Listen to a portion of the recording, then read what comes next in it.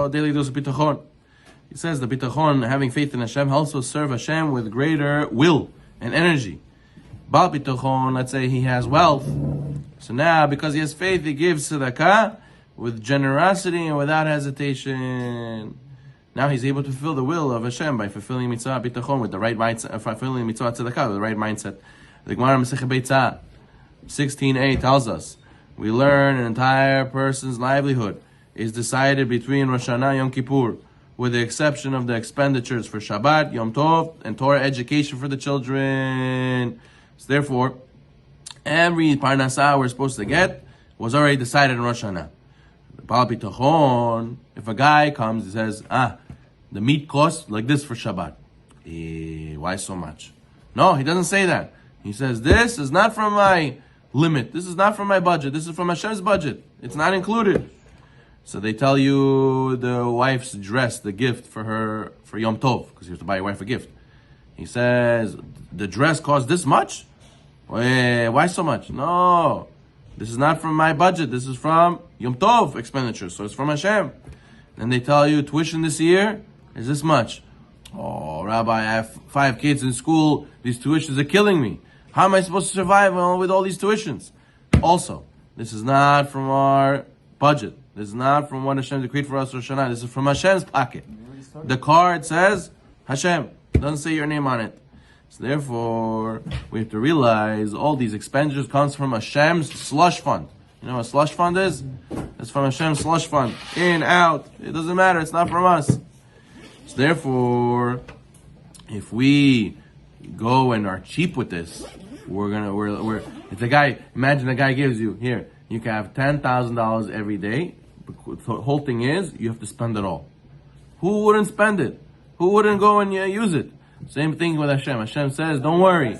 The tuition and the Shabbat Yom Tov is from my account. Spend it. And we say, no, it's too expensive. I don't want to spend it.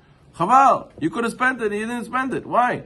So therefore, that will receive less from the fund, the less we're motivated to spend it. But a person that's bitachon, he realizes this idea, this lesson, and he lives by it. So therefore, the Ritva says this applies to all mitzvah expenditures. The Gemara uses Shabbat because that's really the most common one. The Ritva says Shabbat means not just Shabbat, it means all mitzvot also.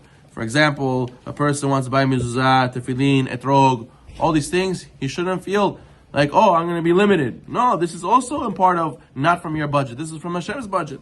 As, for example, a father buys tefillin for his son bar mitzvah, he shouldn't say, oh, Rabbi, why so much?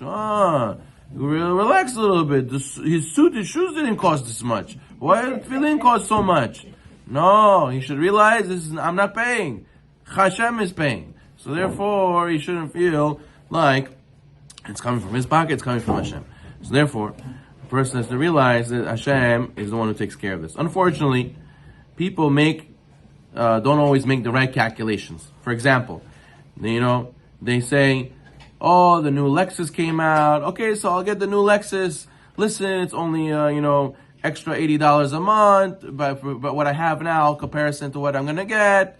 So $80 a month is not a big deal for me. It's okay, I could afford it. He makes the calculation for the Lexus, but for the tefillin, he says, no, it's too much. No, why? Make it cheaper. It's not worth it. I'll get the simpler model. Why do I have to get such expensive? Why? I don't need the best one. But for his car, no, I need the best. Right?